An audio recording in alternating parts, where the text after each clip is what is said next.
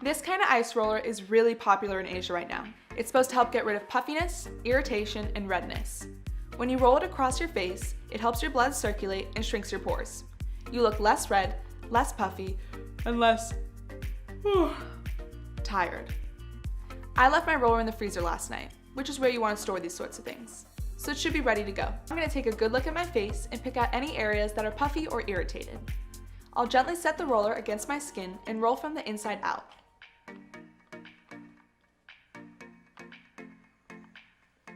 My goal is to find what feels good here. Not going to use too much pressure, just whatever feels nice. No more cucumbers needed. Now that I'm done, I'm feeling much less puffy and much more refreshed. I'm going to wipe down my roller with a little bit of rubbing alcohol on a pad, then put it in a small bag and store in the freezer for the next time I need it.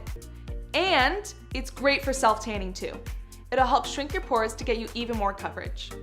All right, that's all folks.